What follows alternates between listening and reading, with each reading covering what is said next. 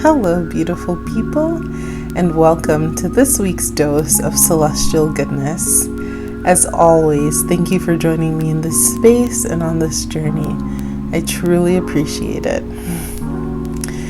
Well, August has been one of those months that really has felt like several months, really just packed into one. I sat down recently to look at my calendar, which is something that I love to do, and to see what I needed to carry over into September. And I was really amazed at how much has happened in this past month, right? So I'll make another video and post at a later time with regards to how I sort of like do my planning, because I live in the calendar.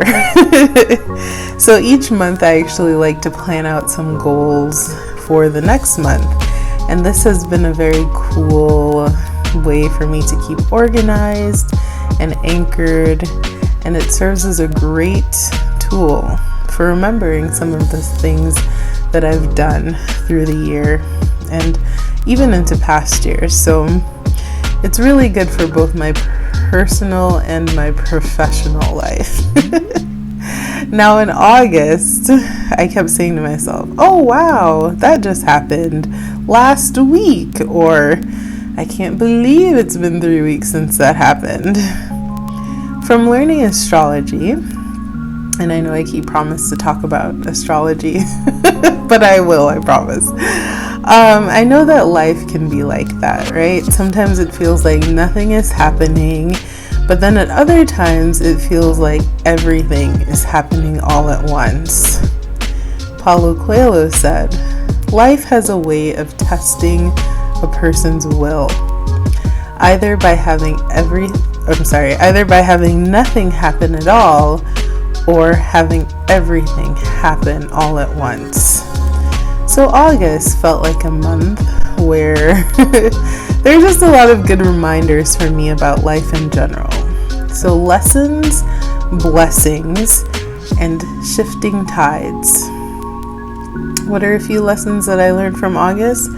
Sometimes you need support. My houseplants remind me of this all the time. We need other people, and so thank you to my people for infusing my life with love. Life will one day end. I had a dear relative pass away in the last month, and her burial was this past week actually. And death always reminds me that life is temporary. So how are we deciding to show up for life? There's a quote that says, don't let others pull you into their storm. Pull them into your peace. And I would alter that a little just to say, don't let them pull you into their storm, but you don't have to pull them into your peace. But, don't leave your peace for people, but you don't have to bring them to you. And laughter and love are always healing, always soothing, and always necessary. There's so much power in a hug, so much joy in laughing with people, and so much peace in knowing that we are loved and loved. So I say thank you to August for your lessons and blessings. And now I'm looking forward to September, into the fall. Gregory David Roberts said, for this is what we do.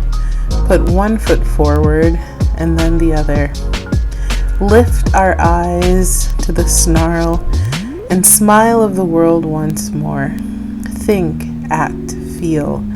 Add our little consequence to the tides of good and evil that flood and drain the world. Drag our shadowed crosses into the hope of another night. Push our brave hearts into the promise of a new day. With love, the passionate search for truth other than our own. With longing, the pure, ineffable yearning to be saved. For so long as fate keeps waiting, we live on. I just thought it was so beautiful. And we do. We keep living through whatever season we enter next. And I love all the seasons. because they have different things to look forward to. And this year, after a very hot summer, I too am greatly anticipating the fall. I am looking forward to apple cider, the crisp but damp smell of the leaves in early October, sweater weather, and just the inward vibes that fall seems to bring with it. How do you know when you are transitioning into a new season of your life? What are the signs for you? I think that in the same way that seasons change, we can also feel when something is shifting in our personal world. I read a quote somewhere that once said, "Sometimes in the winds of change, we find our greatest direction." And I believe that is very true. From an astrological standpoint, we are currently in Virgo season. So tidy up. And that statement will mean different things to different people, but since Virgo is what we call a mutable sign, it means that we are in an in-between. Mutable signs, being Pisces, Gemini, Virgo, and Sagittarius, prepare us for the next season. Pisces comes before Aries, astrologically, which is the beginning of spring. Gemini before Cancer and the beginning of summer, Virgo before Libra and the beginning of fall, and Sagittarius before Capricorn and the beginning of winter. In that sense, these time periods in our year are not just a sign of the changing season, but it also is a sign that something is ending and something is beginning. And I have a whole blog and video on the beauty of letting go, so this is not about that. Rather, I have been thinking about how when we welcome the changing seasons and when we welcome change into our lives, how are we doing that? Also, having a Virgo mother who woke me up a lot on weekends to clean, listening to her favorite oldies, I think that the simple act of cleaning up is one of the most powerful ways to welcome a change and to let something go. When I was growing up, I was a pretty messy kid, but my mom was not. She was very organized and she liked things to be in their place. She drilled this into my head, and I think over time it has actually settled in. So even when I went to live on my own, I still would try my best to make sure that things were organized. And over time, this has evolved into me actually wanting things to be neat and orderly. And I can see the lessons and the blessings from this. Mind you, I am not saying that I am the neatest person that I know. I actually know several incredibly, and when I say incredibly, I mean like the most orderly people who have everything in their place. They're immaculate in their ability to keep their space and their lives in some orderly and consistent manner. Now, admittedly, I'm more cyclical, so there's spaces that will always be clean and neat. Living room, bathroom, kitchen, and very organized.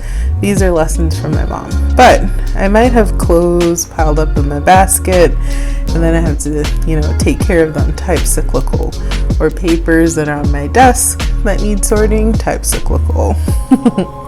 Over the years, there are some important things that I've learned from my friends about cleaning and organization. Gretchen Rubin said, "Outward order contributes to inner calm." And another powerful quote is, "Once you learn how to see your inner turmoil manifest itself through your surroundings, you can reverse engineer this, mastering yourself by mastering the space in which you live." And that's from Shukei Matsumoto, A Monk's Guide to a Clean House and Mind. I believe it. Whenever things around me are disorganized, it almost feels like I can't think properly.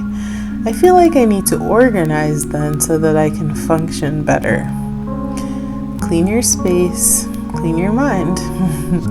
It is also easier to find things. And I read somewhere that when things are out of place, people lose hours trying to find important papers, even things like their glasses. And it is also cost efficient to stay organized because then you don't go out buying things that you already have. So, while I am no Marie Kondo, I would make the suggestion that in anticipation of a new season coming and possibly a new personal season for our own lives, that it's time to do a little fall cleaning. It's time to make room and make space for new blessings. So some tips. You don't have to do everything all at once. You can start with one room or one space and then cross things off your to-do list. Along the same lines, it might be a useful tip to spread this out over time. So instead of trying to do everything on the weekend, maybe commit an hour or two to one room, one space, one task during the weekday. Put things back in a specific place and commit to training yourself to putting and keeping things in their designated space. Like I do this with my keys. And if it's not in that space, I know something's wrong. Dust regularly. This is probably the lowest hanging fruit, but as someone with asthma, it's very central for me and it makes a big difference in just my breathing. Use music to help motivate you. All those years ago, when mommy would put on a certain playlist, I already knew it meant cleaning time. But singing along really does help the process, and I still do it when I'm doing the dishes. Remind yourself that someone out there could use some of the things that you don't need or even use anymore. A trip to Goodwill, anyone? Yes, because I do have some stuff, I admit that. And my younger sister has a rule, one in, one out. If you bring something new in, she's all about getting rid of something else to create less clutter. I am not quite there yet, especially with books and clothes. But I have seen this concept work for people, so, I do see and have tried it in different ways. So I'm getting better. Then solicit help. If it's something that's within your means to do, you might decide to get paid for cleaning services, even one time, and then you can go from that foundation, or get someone that you care about and that cares about you to help. You can also use different smart gadgets to help you stay organized and to help you clean up. And I'd say just start. If you fall off the cleaning/organization wagon, just start again. You totally got this. And I will say, I had to look deep within myself once and acknowledge why I was holding on to certain things. Based on the way in which I grew up, I realized I had this internal fear that we might run out of something, or that I had to hold on to things like shoes and clothes and wear them till there was nothing left. Once I got older and had the ability to not have to do some of those things, I realized that it did impact some of why I held on to things. So we do have to let go of stuff to make room for things that we want. And so if no one has ever told you this, let me say it.